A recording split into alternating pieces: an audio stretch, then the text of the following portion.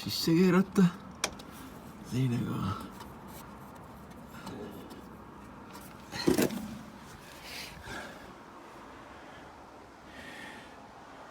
jätsin masti natuke üles.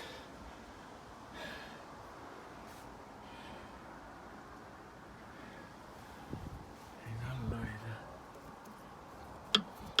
Mast alla.